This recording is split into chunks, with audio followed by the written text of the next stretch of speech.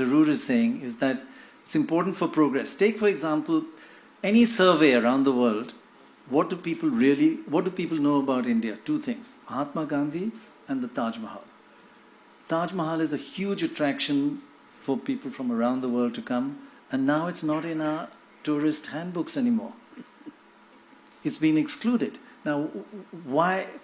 Those sort of examples, do you find inclusion and not building walls crucial for India?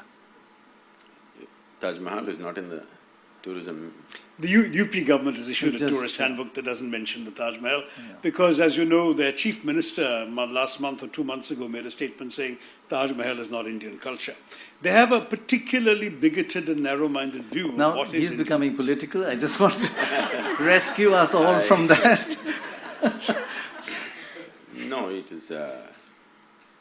doesn't matter who built it, whether you like the people who built it or not. If somebody builds something beautiful, we must have an unprejudiced eye to appreciate it. When Malvika repeatedly said disabled community, I want you to know, most of the society is disabled in their own ways. Right. It's not because you lost a hand or leg you become disabled. People are disabled. They tend to disable themselves in so many ways.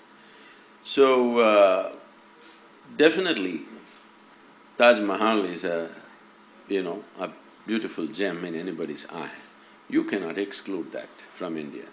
At the same time, I also don't believe that you must say this is the only thing in India. If you come to India, Taj Mahal is the only place to see. No, of course It's a not. very narrow way of doing things. I think that's what has been done for a long time.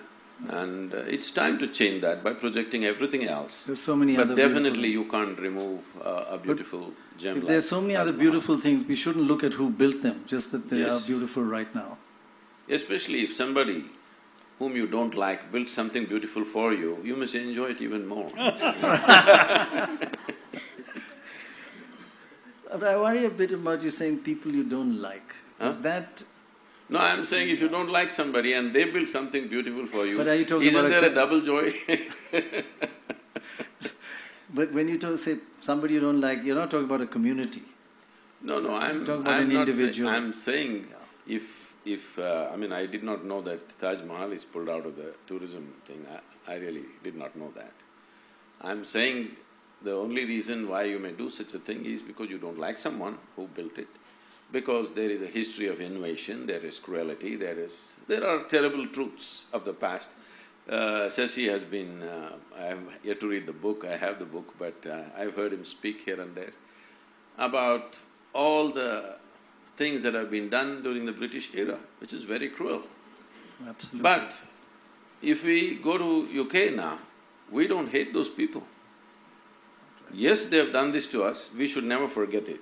We should never forget it. This has been done to us because this should not be done to us once again. But it does not mean today's generation of English people, we have to hate them. Correct. No, that's not it. So the If same they could goes… give us the Kohinoor back, that's the least you could have No, done. that is the… that same goes for Islamic invasions. They've done terrible things to us. But we don't have to forget it, we should not forget it. But Because also we they should stayed and became us, Sadhguru. Huh? They stayed and became us. There were some invaders who came and looted and left.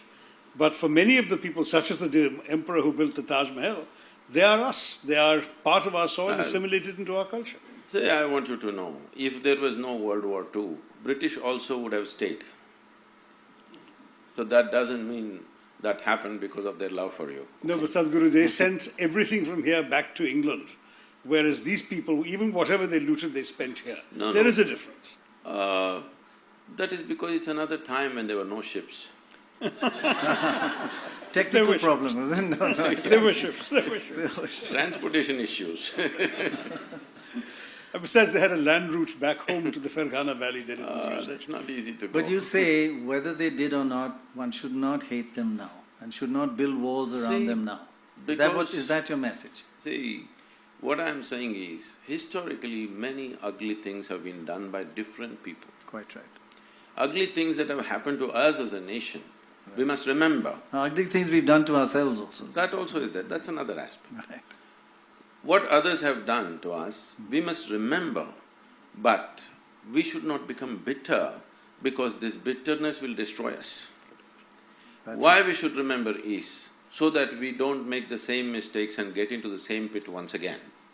That's very important for me. course. But at the same time, if today, let's say, UK spoke the same language that it spoke during the colonial era, definitely we will not accept them. Unfortunately, with certain groups of people, they're trying to speak the same language which was historically spoken way back. So this creates a whole lot of confrontation in the society.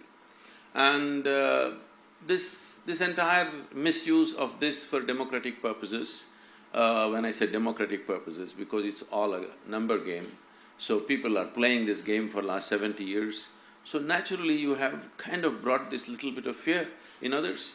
Fear means people are seeing what's happening in Iraq and the Islamic State and stuff, what happened in Kashmir. So people think if these numbers increase, this will happen to us also, because it's happened in the past. So I feel if one thing stops, I think this entire little bit of heat going on between communities will die, that is, you don't try to change the dynamics of demographics. Just let it stay this for next 100 years, without anybody trying to increase numbers, you will see everything will level out. This is the only fear. That's why there is reaction. What religion are you?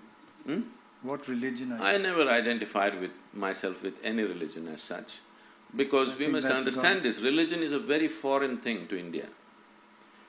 Because when you say if you have to belong to a certain religion, you have to believe something. But this has always been a land of seekers. We never ever believed anything. It doesn't matter, even when the so-called divine entities came, when Shiva came, his wife asked 1,000,000 questions. The Shiva Sutra is full of questioning. And if Krishna comes, this man, his disciple, supposed to be asked 1,000 questions. Whoever came, no entity, however divine they were considered to be, could give us a commandment. Only debate he got. Because there was no such idea as the God in our minds ever. So there is no belief system, so how can you say there is a religion?